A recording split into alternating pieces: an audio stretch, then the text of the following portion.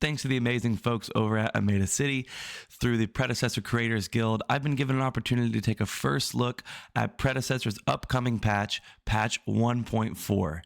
This patch is absolutely massive and has some changes for every single hero in the game. It's also going to bring us our next Predecessor hero, Boris, who's going to be charging his way into Sanctuary. We got a lot to cover in this patch, so let's get to it. Howitzer is a mid lane mage played primarily in the middle lane in Predecessor. He's seen some pretty significant changes coming his way in patch 1.4, which we'll go over in detail now. The first change is to his passive Armed Salvo. The base damage is down across all ranks, but the scaling is going to go up. So in this patch, he'll do slightly more damage as the game goes on. The mana restoration from this passive is up a little bit when he takes down minions, and the hero mana restore is also up, which is a great benefit for a mage who just needs to use that final ability to take somebody down. The next change is to his primary ability, R2000 Missile.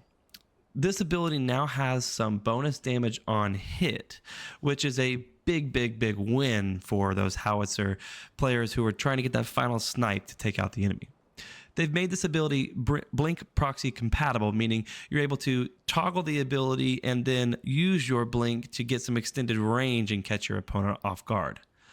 They've adjusted the overlap radius by decreasing it 25, but they have increased the explosion radius by 70. They've given Howitzer a little bit more range on this ability, lowered the projectile speed, and again, we've discussed the damage. The next change is to his ability Landmine, his secondary ability where he lobs a mine out that explodes after 2.5 seconds or when reactivated by Howitzer, which will throw an enemy in a specific direction depending on where the mine was relative to the enemy. The changes that they've brought to this ability include a decrease in the knockback distance, a little bit less gravity, a little bit less base damage, and an adjustment to the cooldown, which sees it lowered across all ranks. Overall, these changes make this ability slightly weaker, but there's some other positive changes in his kit to come. The next change is to his alternate ability, Slow Grenades. These are the grenades that he throws in a field on the ground around his opponents in order to slow them and damage them. This ability is mostly a win with the changes that have come to it, which include a initial damage down at the first rank, but all other ranks are going to see an increase in the damage.